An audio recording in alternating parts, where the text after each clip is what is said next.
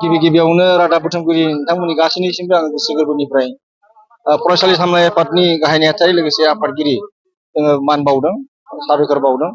बे समाव जोंनि बाथासिबो मिलन बर' गेजेर फरायसालिया जोबोर गोजोननाय मोनदों। मानो होनना बुंबा दिनै बे फरायसालिया फैयै फैयै गायसनजेननायनिफ्राय 25 बोसोराव आबुं महर जाबाय, जेराव जोङो फैगौ 2024 मायथाइनि डिसेम्बर दानाव रुपाथि मायथाइ सिलभार जुबिलि खुंनो थांगासिनो दं। बे समसिमहालागै जोङो सरकारनि बिथिंनिफ्राय जोङो दासिमबो थोजासे न' बां बिदिनो इनफ्रास्ट्राक्चार डेभेलपमेन्ट जों मोननो हायाखैमोन।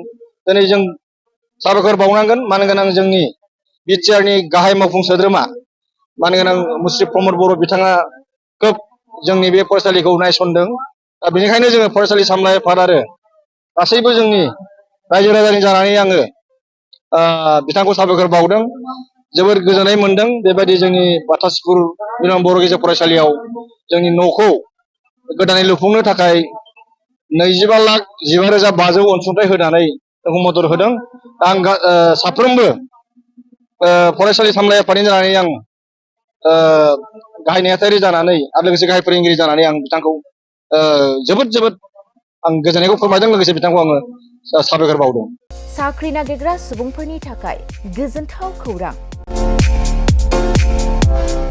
गिबि खेबनि थाखाय आरबि मेथामेटिक्स सेन्टारा बाक्सानि सदर मसलपुराव गासै कम्पिटिटिभ एग्जामनि थाखाय गोदानै कचिं सेन्टार बेखेवनो थांगासिनो दं। जायफोर सुबुंफ्रा गोजान जायगायाव थांनानै कम्पिटिटिभ एग्जामनि थाखाय कचिं लानो हायाखैमोन, बिथांमोना बे बारनिफ्राय बे कचिंनि खाबुखौ आरबि मेथामेटिक्स सेन्टारनि जोहै मसलपुराव मोननो हासिगोन। बे कचिं सेन्टाराव बिथांमोना direct recruitment, 3rd and 4th grade, railway, SSC, army GD, Agniveer, bank, police आरो टेट आनजादफोराव जिरायनो हानाय बायदि रोंगौथि गोनां फोरोंगिरिजों फोरोंथाय होनाय जागोन।